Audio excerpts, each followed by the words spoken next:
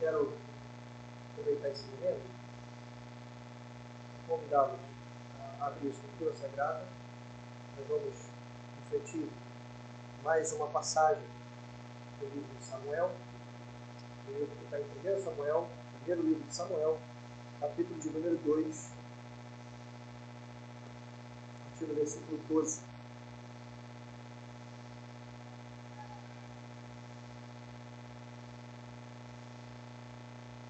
Eu estou animado, gente.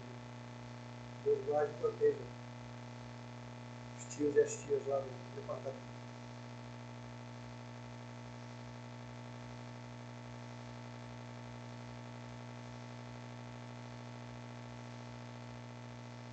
Queria reforçar o aviso do nosso vídeo e pedir aos irmãos, agora toda calma, toda tranquilidade, para pensarmos realmente na palavra de Deus. Nesse momento, você sem cara de seriedade, de reverência. Então, eu peço que somente por motivo de necessidade você se ausente desse espaço, tá bom? A ajuda de todos, já agradeço.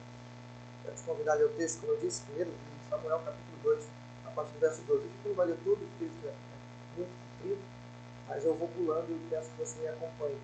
Nós vamos ler alguns versos aqui. Em primeiro lugar, o verso número 12. Diz assim: os filhos de Eli eram ímpios, não se importavam com o Senhor, nem cumpriam os deveres de sacerdote para com o povo.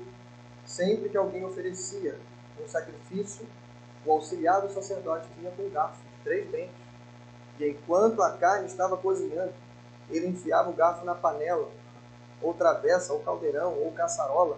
O sacerdote pegava para si tudo o que vinha no garfo.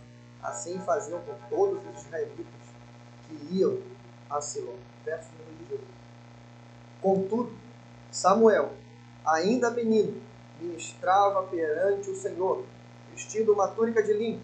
Todos os anos sua mãe fazia uma pequena túnica e a levava para ele, quando subia a Siló, o marido, para oferecer o sacrifício anual.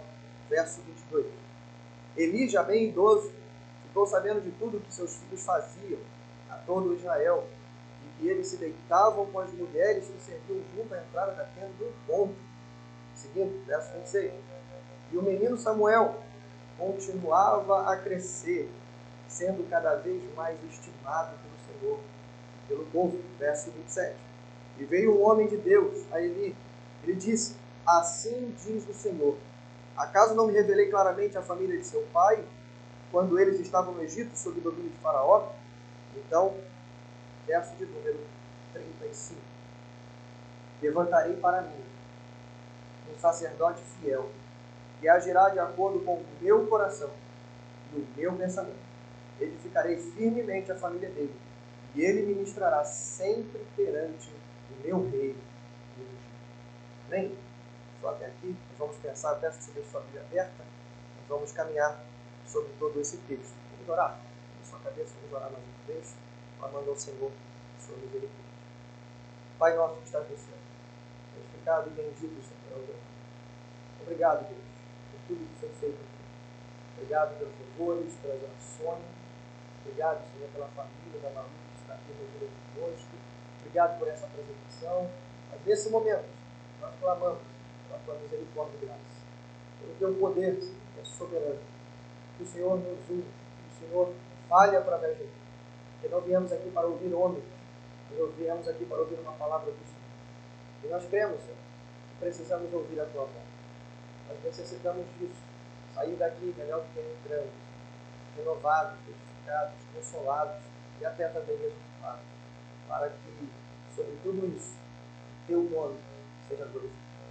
Então, por favor, se tem uma glória para nós, mas toda a glória para ti. Em nome de Jesus. Amém.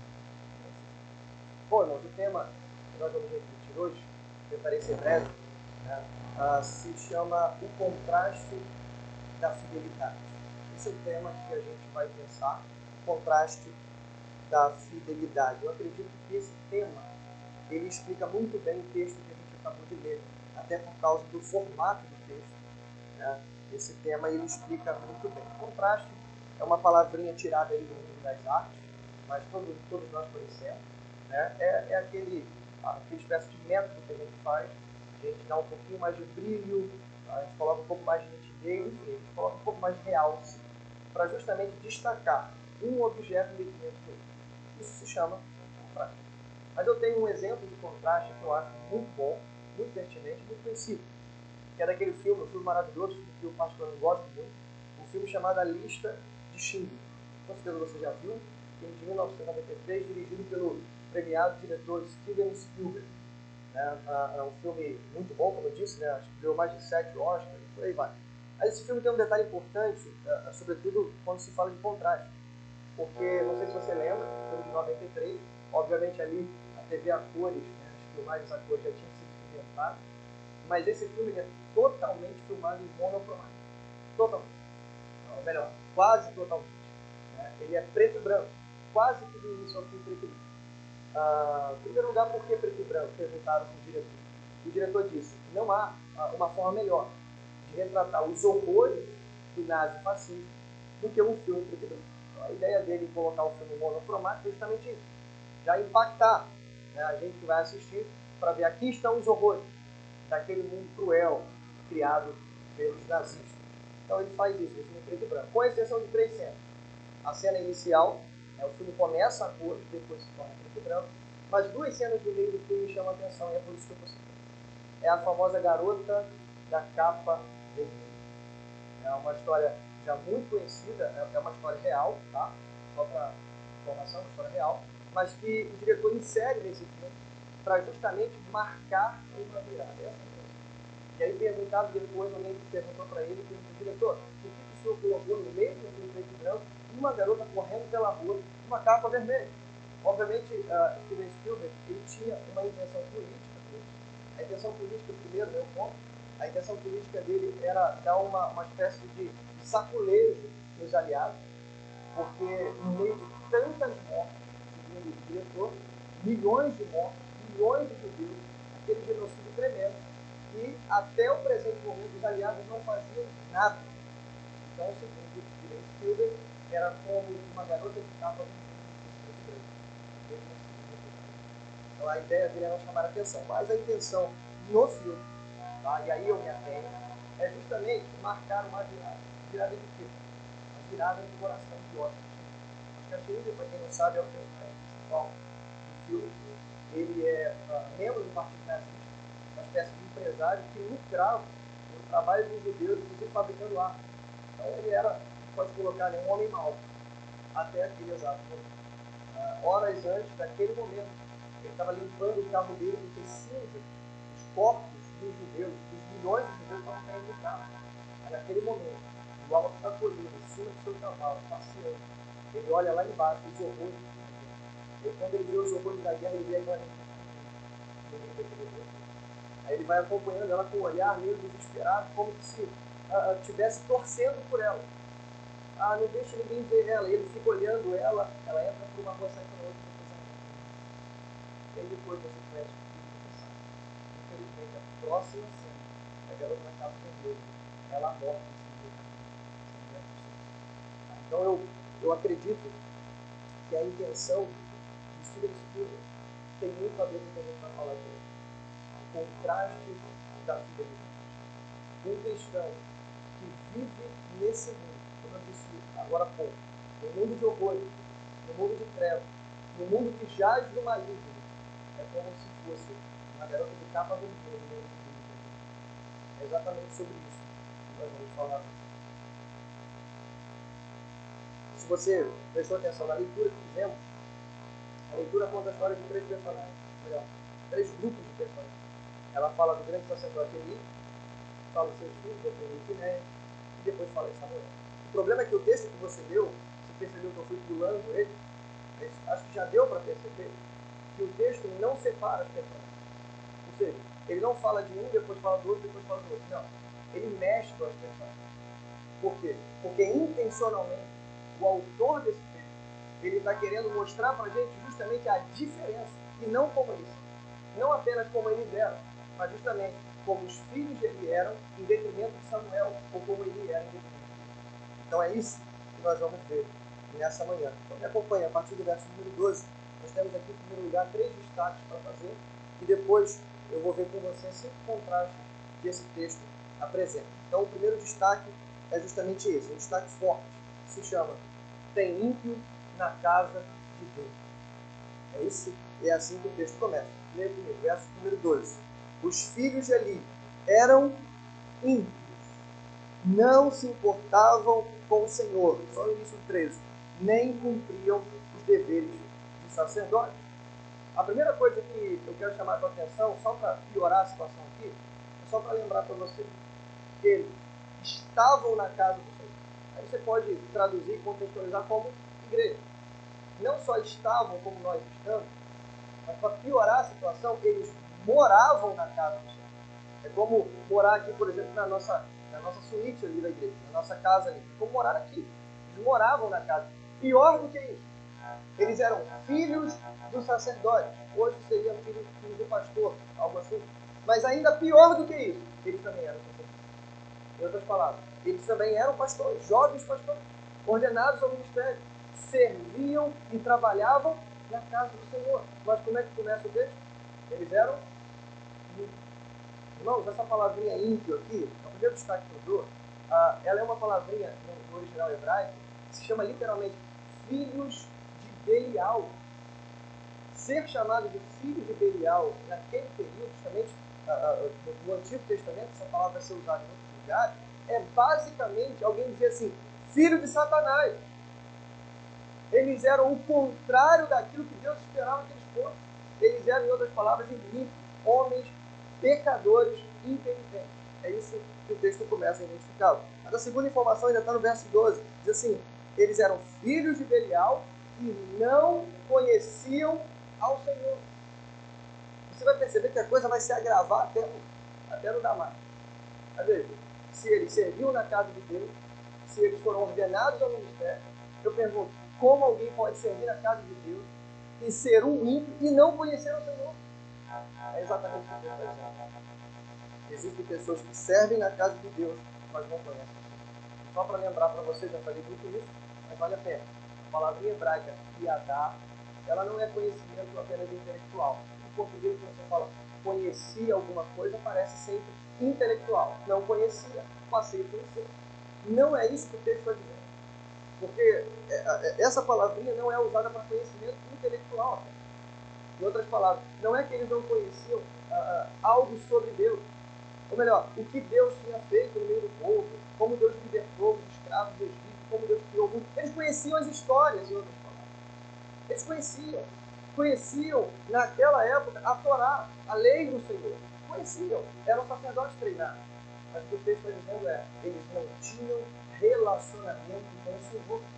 Eles serviam o Senhor como profissionais da fé, mas não se relacionavam com o Senhor. Terceiro lugar, terceira identificação que nos dá aqui, está no verso número 13.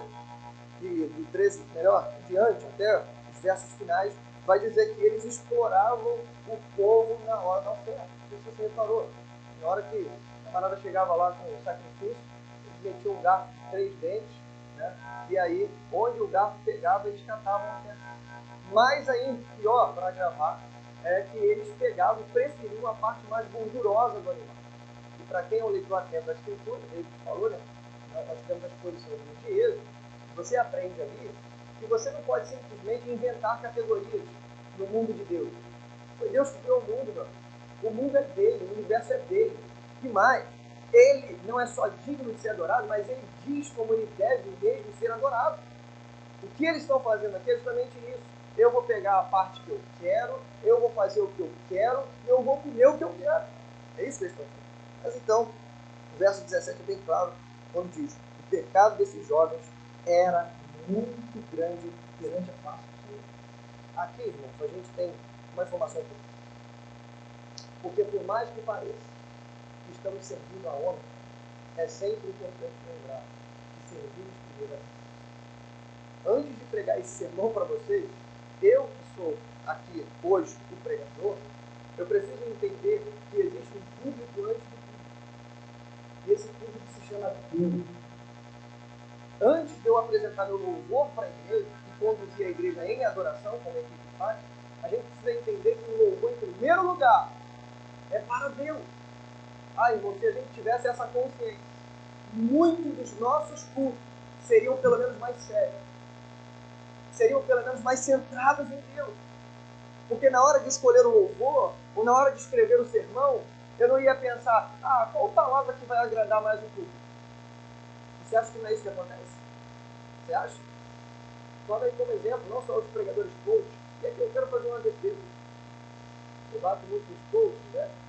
Mas eu vou explicar o motivo disso, não é que o motivo é um pouco pesado, mas deixa eu explicar uma coisa aqui. Eu faço isso. A gente bate muito nos coaches, e de fato, os coaches, quem estudou já o mundo dos coaches sabe disso. Eles calibram a sua linguagem para justamente alcançar os corações. Então é intencional. Eles fazem isso mesmo. E isso é errado. Tá? Isso é errado. Porque a pregação não é para atingir vocês, a pregação é para Deus em primeiro lugar. Bom? Mas isso já acontece há muito tempo. Então aqui vai uma defesa neles.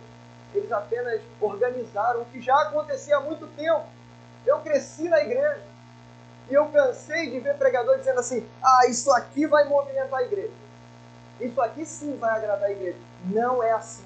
Nós servimos em primeiro lugar e em último lugar a Deus. Mas então, veja, quinto lugar, verso 22. Como eu disse, a coisa vai piorar. Nos dá uma informação muito bem. Diz que eles se deitavam com as mulheres que serviam da igreja. Irmãos, isso aqui é um pecado terrível. Não apenas por causa do adultério, da fornicação que acontecia aqui, mas porque essas mulheres eram obreiras do tabernáculo. Em outras palavras, eles estavam transformando o culto a Deus em culto a Deus. A gente pregou isso aqui de novo. A gente viu que era um costume dos povos pagãos ter o que nós chamamos de prostitutas culturais. Isso vai acontecer até o mundo dentro do mundo. Todos os tempos, os deuses mitológicos, seja qual for, tinham lá a figura das prostitutas culturais. Ou seja, eles faziam sexo em adoração aos seus deuses. O que eles estão fazendo aqui, segundo a Deus, e fornicando com as mulheres da congregação, é justamente isso. Transformar o culto de Deus em culto. Veja, ele ainda consegue piorar. Verso que ele diz: seus filhos, contudo, não deram atenção à repreensão de seu pai, pois o Senhor queria matá-lo. A coisa piora por quê? Porque o problema não é você ser pecador. Porque pecador todos nós somos. Todos nós somos, inclusive eu. O problema é você ser um pecador na tua casa. O problema é você olhar para a Sagrada Escritura e a Escritura dizer assim, você é pecador. O problema é seu pai e sua mãe sentar com você e falar, filho, você está fazendo errado. Isso é pecado. Isso não agrada a Deus. O problema é o pregador, o pastor, está dizendo para você, meu amigo, sai dessa vida. Muda, para com isso. Isso que você está fazendo é pecado. É ofensa a Deus. Mas ainda assim, você bater no peito, cingir o seu cinto, apertar seu cinto e continuar seguindo o seu caminho. E simplesmente ele diz assim, não, eu não quero saber. Justamente o que eles fizeram. Contudo, eles não deram atenção à repreensão do seu pai. E aí, como aconteceu com o faraó, Deus endurece o coração dele. Mas em segundo lugar, o segundo destaque que eu quero dar ao nosso tempo é a partir do verso 22. Aí sim, falando dos filhos, agora vamos falar do pai. E aí, se em primeiro lugar tem ido na casa de Deus, em segundo lugar, um pai como assim. É assim que o texto vai narrar a história. Verso 22. Eli, já bem idoso, ficou sabendo de tudo que seus filhos faziam, a todo Israel, e que eles se deitavam com as mulheres que serviam na entrada da tenda. Muito bom. Então vejamos aqui os problemas da vida. O problema começa com a verso 22. Eli, um homem, já bem idoso.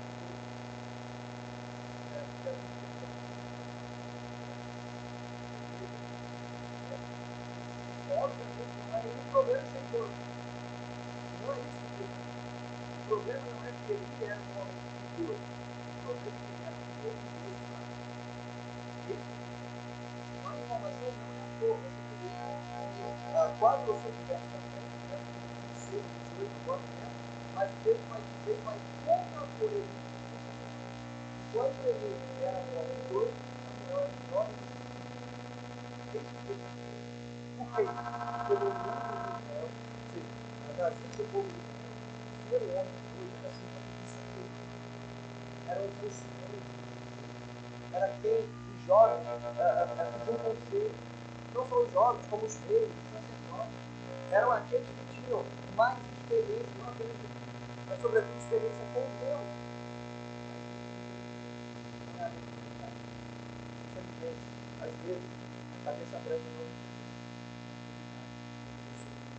para ele a velhice não foi uma espécie de instrumento. Para ele a velhice aqui era um peso. Mas em segundo lugar, os versos 23 a 25 mostra a suposta repreensão. Aí ele chama aqueles garotos e ele dá uma festa de bronca. A bronca é mais ou menos assim ainda.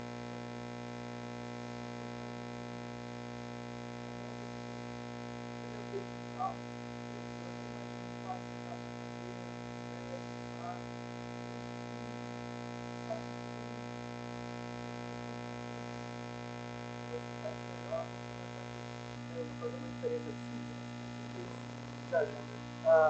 Um pai frouxo. A primeira razão que eu estou aqui, e aí eu vou explicar para você, é justamente aqui a gente já tem o primeiro contrato. Uma espécie de ironia. Você lembra que eu comecei falando dos filhos dele? E eles são identificados como filhos de Belial. Só que é interessante que essa palavra já foi usada no Novo Testamento. Está lá, a gente pregou há 3 semanas atrás, capítulo 1, verso 1 e 16. Você lembra quem foi identificada como filho de Belial? Que não foi Edith, ela mesmo disse, mas ele olhou para ela orando na igreja, o pastor chegou e viu aquela mulher olhando para ele com a porta-cabeça da mão dela. E ela tinha como uma mulher vadia, e não me trate como uma filha de Belial. Em outras palavras, olha que interessante, ele reconhece alguém como filho de Belial, mas ele não consegue olhar para dentro de sua própria casa e ver que na verdade o filho de Belial é então, o primeiro aspecto da frouxidão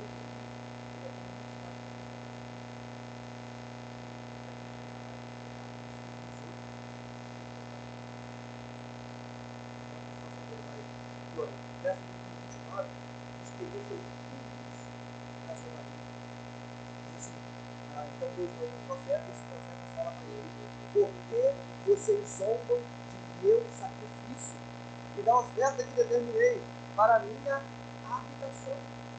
Eu pesquisei a palavra para ver se o tradutor não explicava aqui. Porque, irmão, quem está zombando da oferta, você lembra, é representante e não propriamente ele, mas a palavra está no propósito, está no final dele.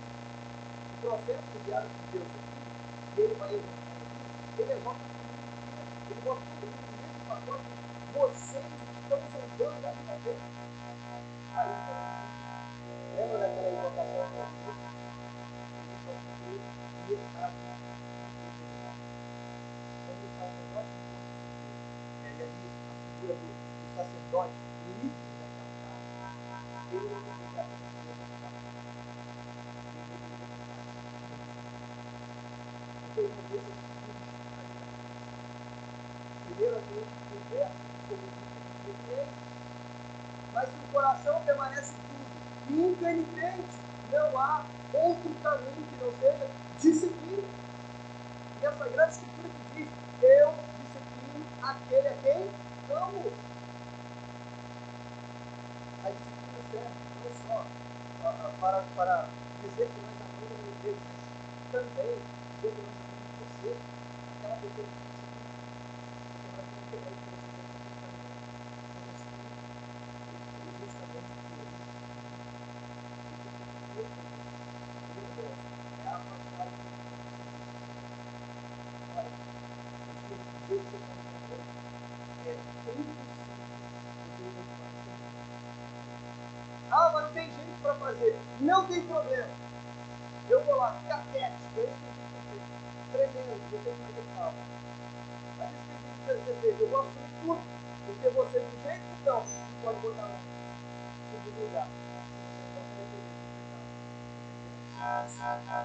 pecado, você terá que mas infelizmente, nada disso. Mas em último lugar, verso 29. O pecado dele se agrava. O pecado dele começou a pecado de engano. Veja, por que você ama seus filhos mais do que Deus?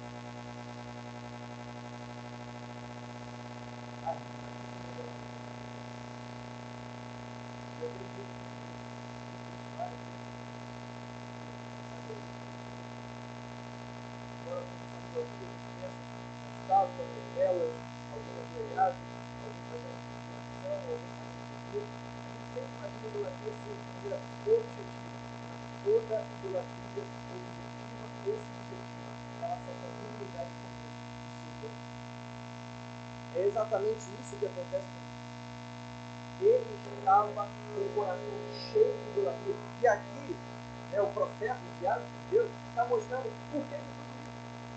Por que os filhos permanecem no pecado e ninguém faz nada? Por que o pai dá uma broncazinha nos filhos, mas não consegue ir além? Afastar eles, discipliná-los. Por quê?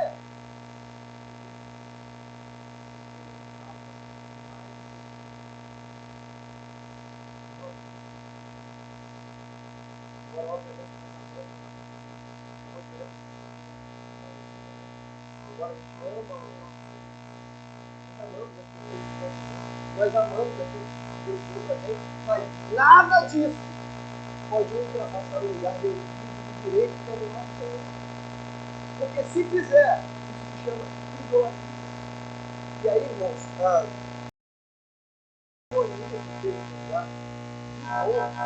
gente comparar ele com o ano, a gente vai dizer que o velho deveria ter aprendido com a mulher. Deveria ter aprendido com ela. Você lembra o que ela fez? O maior desejo do coração de Ana era ter um filho. Mas no dia que ela pediu um filho ao Senhor, naquele dia, ela também prometeu entregá-lo ao Senhor. Ela falou assim: Senhor, me dá um filho. Por favor, ouve o clamor da tua serva. Mas depois que o Senhor deu o filho a ela, ela disse assim: eu prometo ele ao Senhor. Ele vai servir ao Senhor durante toda a sua vida. Não é que Ana era uma mãe ruim, irmãos. Tem gente que, a gente, hoje, nos nossos dias, a gente olha para Ana e fala: poxa, mas Ana deixou seu filho lá no tabernáculo, talvez com 5, 6 anos de idade, no máximo. Tadinho de Samuel. Não. Ana estava mostrando para todos que estavam ao seu redor que, embora ela amasse aquele garoto, embora ela desejasse aquele garoto, ela estava dizendo assim: eu amo mais o Senhor do que qualquer outra coisa nesse mundo. E é por isso que o Senhor deu mais 7 filhos para aquela mulher. Porque o coração dela estava dedicado ao Senhor e não aos seus filhos ou ao seu marido. Infelizmente, o velho Eli não aprendeu. Mas então, terceiro destaque, para a gente seguir. O texto apresentou os nossos ímpios, infelizmente, na casa de Deus. Depois, o pai complacente. Em terceiro lugar, um jovem fiel. A partir do verso 18, me acompanhe. O texto começa a mudança. Aqui a gente começa a ver, então, o contraste. Samuel, contudo, olha a adversativa aí, ainda menino, ministrava perante o Senhor, vestindo uma túnica de linho. Verso 26. E o menino Samuel continuava a crescer, sendo cada vez mais estimado pelo Senhor e pelo povo. E depois continua. Então vamos ver aqui alguns aspectos da vida de Samuel importantes que o texto destaca. Primeiro, ele servia perante o Senhor. Lembra daquele verso que a gente acabou de ler sobre Hofni e Finéias? Que grande era o pecado deles perante a face do Senhor. A frase hebraica é idêntica aqui. Então o contraste é proposital. Enquanto uns estavam servindo debaixo de pecado perante a face do Senhor, o outro estava servindo a Deus, ainda jovem, ainda menino, perante a face do Senhor. Segundo lugar, verso 18 e 19 diz: contudo, ainda menino, ministrava perante o Senhor, vestindo uma túnica de linho, todos os anos. Sua mãe fazia uma pequena túnica e levava para ele quando subia a Siló com o marido para oferecer o sacrifício anual. O texto dá a entender várias coisas aqui, mas a mais importante delas que eu quero destacar é que Samuel teve uma mãe valorosa. E, irmãos, isso fez diferença. Isso fez diferença. A gente viu que no final das contas, Hofni e Finéias e o pai deles, o Eli, foram colocados todos no mesmo pacote. Eu sei que nem sempre, preciso ser justo aqui, nem sempre quando a gente observa famílias, na igreja ou fora da igreja, nem sempre, presta atenção nisso, nem sempre, a culpa da desgraça dos filhos recai sobre os pais. Nem sempre. Mas, infelizmente, quase sempre, ou na maioria das vezes, a culpa da desgraça dos filhos está nos pais, sim. E é por isso que quando nós apresentamos a Malu aqui, a gente diz, os pais precisam assumir o compromisso de não só educá-los, né, na educação cristã, mas justamente de criá-los aos pés do Senhor. Porque o texto diz isso, o sábio disse isso em Provérbios. Ensina o menino no caminho que deve andar, porque até quando ele envelhecer, não se desviará dele. Então, na maioria das vezes, a culpa é dos pais. Aí a gente critica a Ana, né? Que entregou seu filho com 6 anos de idade. O texto está claro, ela só visitava Samuel uma vez por ano. Mas ela fazia mais pelo seu filho do que Eli fazia o tempo todo pelos seus. E aqui, tá? A túnica não é simbólica, é literal. Mas só que você que é um leitor atento da Escritura, túnica de linho representa pureza e justiça. Isso é fato. Vá para o Antigo Testamento, vá para o livro de Apocalipse. Nós receberemos em Apocalipse, na visão de João, estávamos vestindo linho fino. E lá diz que representa a justiça dos santos. Isso é Bíblia, irmãos. Então, em outras palavras, veja bem, Eli criou os filhos perto dele, debaixo da casa dele, dentro da casa de Deus, junto com ele. Mas ele não conseguiu passar isso para os filhos. Aquela mulher, e aqui presta atenção, eu não estou falando só que ela era uma boa costureira, não. Não é isso. Talvez fosse, com certeza. Mas eu estou falando que o cuidado material dessa mulher reflete um cuidado espiritual dela. Você lembra que nós passamos aqui um sermão falando sobre o cântico dessa mulher? O quanto essa mulher, embora simples e humilde, conhecia a teologia naquela época de Deus ali, o pouco que tinham, somente os 5 primeiros livros. Conhecia a Escritura, conhecia o Senhor. Então, essa mulher não só conhecia o Senhor, mas ela tinha um relacionamento com o Senhor. E, obviamente, ela orava pelo seu filho. Isso fez toda a diferença. Mas então, o texto continua. Verso 26. E o menino Samuel continuava a crescer, sendo cada vez mais estimado pelo Senhor e pelo povo. É interessante essa frase, porque o texto diz que ele era estimado pelo Senhor e pelo povo. É interessante isso. Sabe por quê, irmãos? Porque, infelizmente, nos dias atuais, a gente pode ser estimado pelo povo, mas não pelo Senhor. Talvez muitas pessoas gostavam de Hofni e Finéias. Se tinha ímpio na casa de Deus, imagina no meio do povo. Eu imagino os ímpios do meio do povo, dizendo assim, não tirem Hofni e Finéias, está muito bom do jeito que está. Está muito bom assim. Por quê? Porque ímpio gosta de ímpio. Ímpio aplaude ímpio. E aí o sistema pecaminoso e carnal continua, às vezes dentro da igreja. Mas aqui o texto é claro. Samuel crescia e ele era estimado pelo Senhor, pelo povo. E então, em último lugar, verso de número 35. Um sacerdote fiel. Diz assim, levantarei para mim um sacerdote fiel, que agirá de acordo com o meu coração e o meu pensamento. Edificarei firmemente a família dele, e ele ministrará para sempre perante o meu rei ungido. Aqui, irmãos, é uma promessa de Deus. Deus está dizendo para Eli e para a família de Eli, embora Eli fosse o sacerdote. E aqui vai uma informação importante. Samuel não é da tribo de Levi. Não é. Não sei se você sabe, mas só tem 2 maneiras de você virar sacerdote nesse período aqui. Só 2 maneiras. A primeira é ser da tribo de Levi. E a segunda, alguém sabe? Ou você é sacerdote da tribo de Levi, ou você é escolhido diretamente pelo próprio Deus. Só tem 2 opções. Ou você é da tribo de Levi, ou Deus faz esse tipo de coisa aqui. Isso vai acontecer de novo na época de Salomão. Tá? Isso vai acontecer de novo. Inclusive lá naquela época, tá? O descendente da família de Eli vai perder o cargo e vai ser substituído por outro homem que não era da tribo de Levi, será tornado sacerdote e assumirá o lugar da família de Eli. Em outras palavras, isso aqui começa a se cumprir na vida de Samuel, porque Samuel foi uma espécie de sacerdote também, mas vai se cumprir lá na frente. Então veja, o que Deus está falando aqui? Deus está falando que em primeiro lugar, em último lugar, o meu sacerdote precisa ser fiel. Daí o título da nossa mensagem, o contraste da fidelidade. Irmãos, veja, rapidamente, fidelidade é definido na Escritura nesse momento.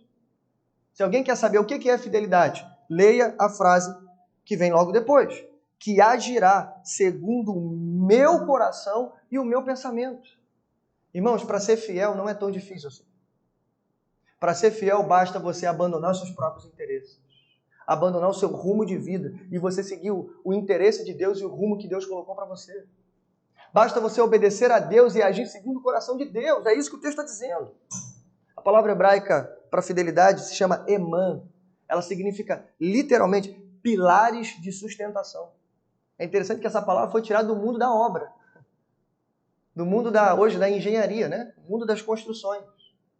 Pilares de sustentação. Ela significa coluna forte e estável. Literalmente, é assim que está no dicionário.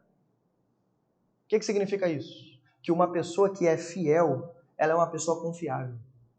Uma pessoa que é fiel, ela não se abala com qualquer coisa. Uma pessoa que é fiel, ela não abandona a Deus por causa de qualquer coisa. Uma pessoa fiel, ela permanece no mesmo lugar, adorando e servindo ao Senhor. É isso que o texto está dizendo. Esse sacerdote, ele não será como os outros. Ele será fiel. Mas então, para caminharmos para o nosso final, aqui como conclusão, eu quero te dar, em último lugar, 5 contrastes que eu encontrei nesse texto, que eu acho que a gente pode aprender com eles. Primeiro, os 2 sacerdotes finéios da Bíblia. Interessante. Embora não está no nosso texto, mas eu achei muito importante trazer isso para você. Números 25 conta a história de um outro Finéias. Lembra que eu disse? Um dos filhos de Eli se chama Finéias.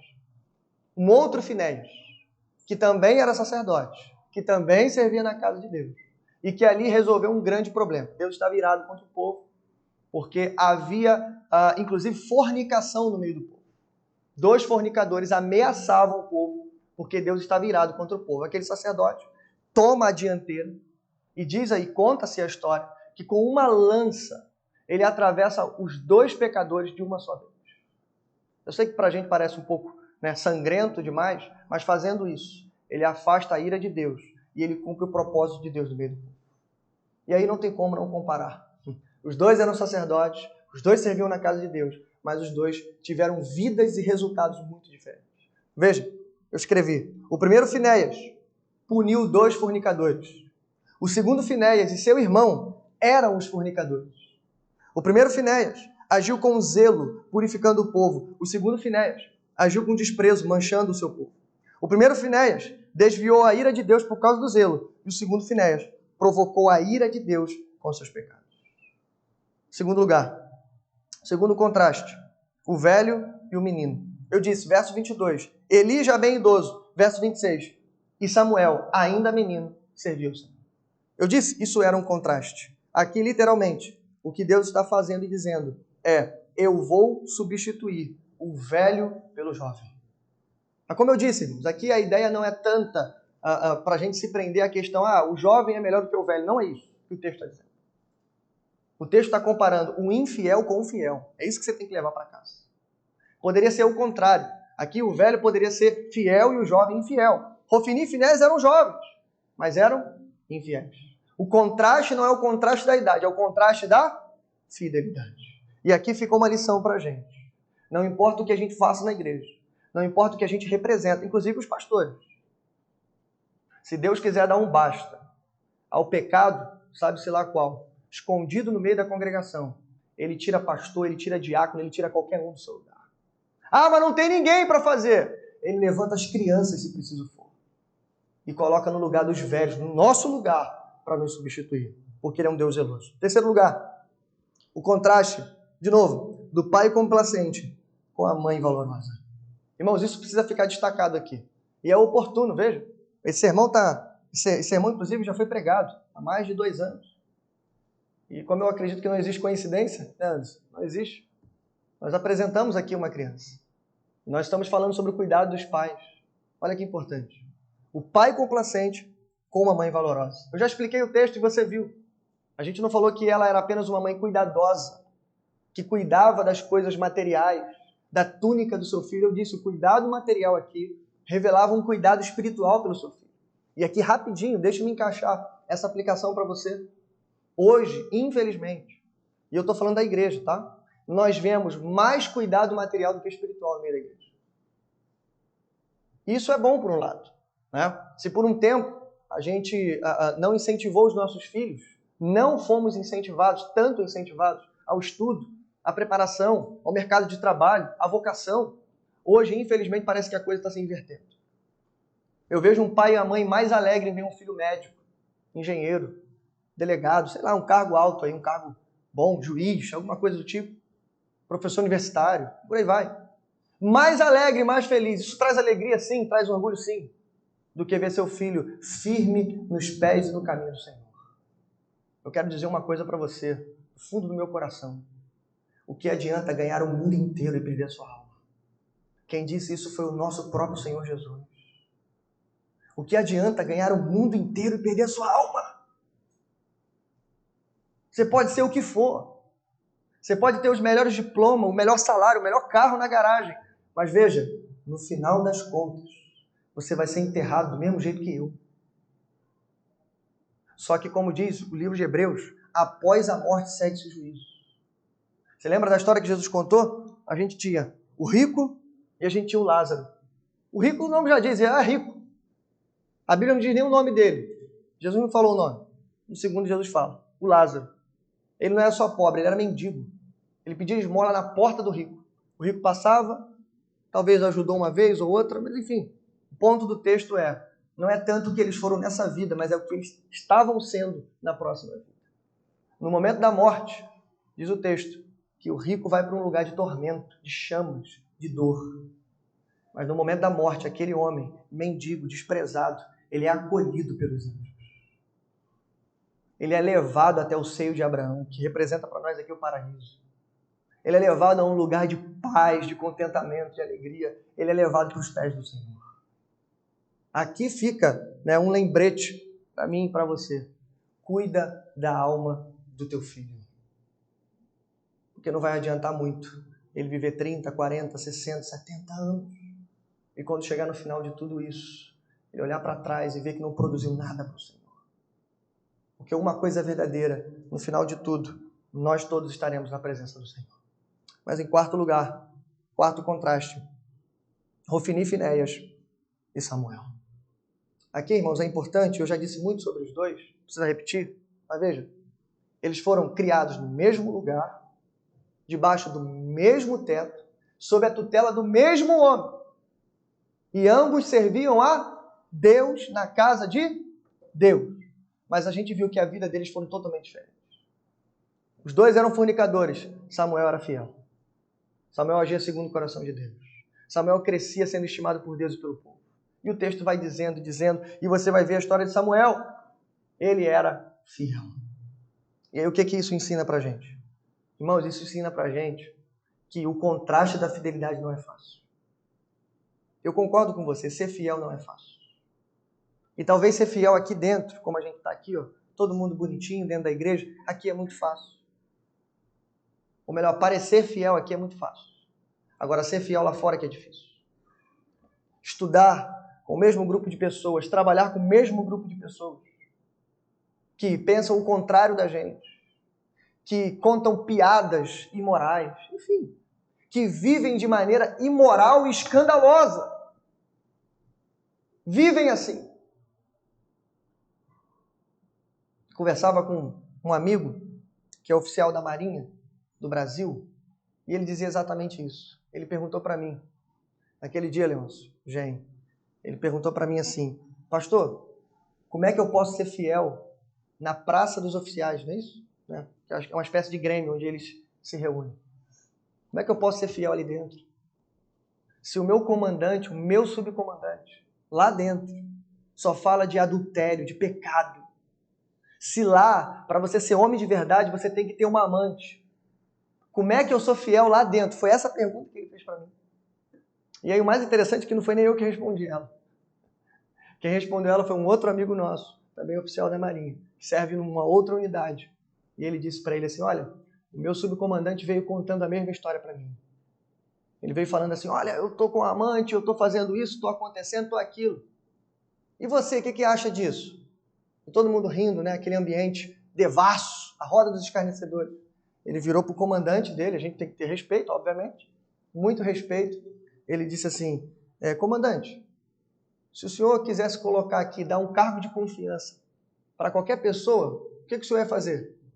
Aí o comandante disse para ele assim, obviamente eu ia dar para o cara que eu mais confio aqui. Aí ele falou assim, por que você vai confiar num camarada que mente dentro da sua própria casa para sua própria esposa? Veja que o pecado, ele nem coerência tem. Quem dirá, ele ofende ao Senhor. Ele ofende a santidade do Senhor. E só por isso a gente deveria abandoná-lo. Então veja, o contraste da fidelidade não é fácil. E não vai ser fácil, mas nós fomos chamados para ser fiéis. E em último lugar, para a gente encerrar. Desculpa, David, o horário já avançou bastante hoje. Mas para a gente terminar hoje, o último contraste e derradeiro contraste não é tanto entre Samuel e os meninos, não é tanto entre Samuel e Eli, mas é entre Samuel e o nosso sumo sacerdote, vivo e verdadeiro, o Senhor Jesus Cristo. Ah, irmãos, esse sim é o nosso Senhor. Vamos ver aqui rapidamente, semelhanças e contrastes. Semelhanças, tanto Samuel quanto Jesus. Ambos foram feitos sacerdotes. Ambos não eram da linhagem de Arão. Ambos foram fiéis e agiram segundo o coração de Deus. Mas agora vejamos o contraste. Samuel teve muitos pecados, coitado. Jesus jamais pecou. Samuel foi ungir o rei. Ele ungiu o rei, os reis, Saul, Davi, pelo menos. Mas Jesus era o sacerdote e o próprio rei. Samuel realizou muitos sacrifícios, mas Jesus nos salvou por meio de um único e derradeiro sacrifício. E para encerrar, eu quero citar aqui duas coisas. Primeiro, uma frase, uma pergunta do próprio Eli no texto, que a gente não leu, vou ler agora, e eu vou responder a pergunta de Eli, mostrando esse contraste poderoso entre Jesus e Samuel. Quando Eli vai exortar os filhos, deixa eu te falar uma coisa aqui rapidinho. Lembra que eu falei? Aqui, né, a gente entende mais ainda o problema de Eli. Eli ainda comete um erro teológico aqui. Só que nesse erro teológico, ele, sem saber, ele levanta a bola para a gente dar uma raquetada aqui hoje. Olha só, verso de número 25. Ele diz assim, para os filhos, ó, se um homem pecar contra outro homem, os juízes poderão intervir em seu favor. Mas e se pecar contra o Senhor? Quem intercederá por ele? Primeiro, Eli tinha que saber essa resposta. Porque nesse momento, quem intercedia era o próprio sacerdote. Ele fazia a ponte entre o homem e Deus.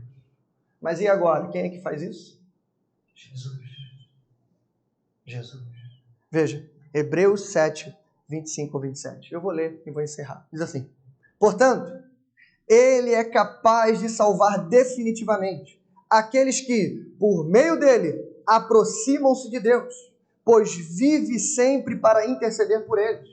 É de um sumo sacerdote como este que precisávamos, santo, inculpável, puro, separado dos pecadores, exaltado acima dos céus. Ao contrário dos outros sumos sacerdotes, ele não tem necessidade de oferecer sacrifícios dia após dia, primeiro por seus próprios pecados e depois pelos pecados do povo. E ele fez isso de uma vez por todas, quando a si mesmo se ofereceu. Então, respondendo à pergunta de ele definitivamente, quem intercederá por vocês? Lembra que eu falei? O problema não é que somos pecadores. O problema é que somos pecadores e queremos viver no pecado. Mas se você ouviu essa mensagem, e se você precisa se arrepender hoje, e eu estou falando aqui para todos nós, inclusive para os crentes, se arrependa nessa manhã. Eu vou orar agora, aproveite esse momento, entregue a sua vida ao Senhor. Arrependa-se dos seus pecados. Faça isso, porque Ele é o nosso sumo sacerdote, e Ele vive para sempre para interceder por nós. Não importa qual pecado você cometeu e quão pecador você seja, Ele tem poder para perdoar os seus pecados. Vamos orar. Curva a sua cabeça. Pai nosso que estás nos céus, santificado e bendito, Senhor, é o teu nome. Obrigado, Senhor, pela tua palavra. Sermão forte, Senhor. Sermão duro. Mas nós cremos, Senhor, que é a tua palavra viva e eficaz. Nós não escolhemos sermão aqui, Senhor. O sermão é expositivo. Nós seguimos o texto. Capítulo a capítulo, nós caminhamos, Senhor. Então, aprove ao Senhor que eu pregasse esse sermão nesse dia, Pai. Aprove a Ti, Senhor. O sermão está pronto há mais de um ano. Não teve indireta para ninguém aqui. Mas, com certeza, o Senhor falou para os corações.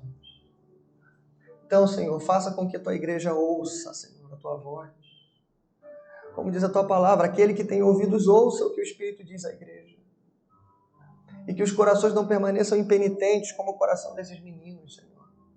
Que os corações não permaneçam duros, Senhor.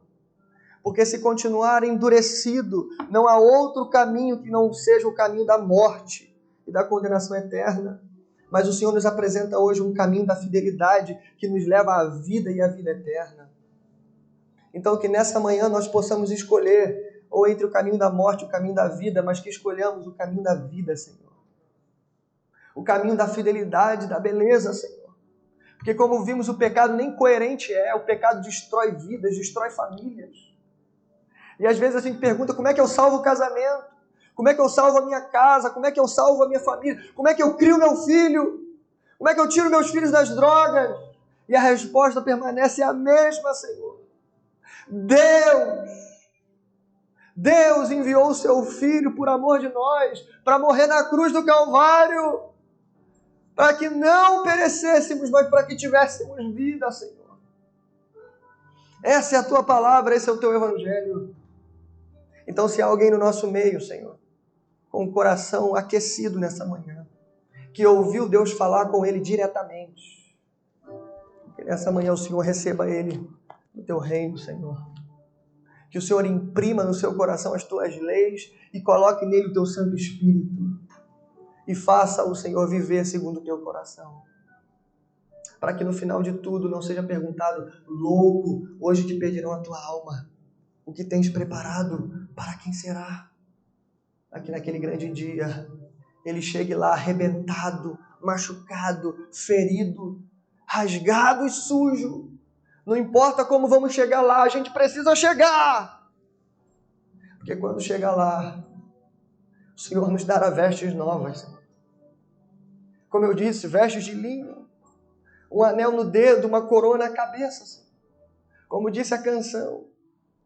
E além do rio, enfim, eu vou descansar. Obrigado, Senhor.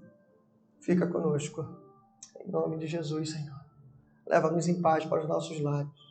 Dai-nos um domingo abençoado na Tua presença.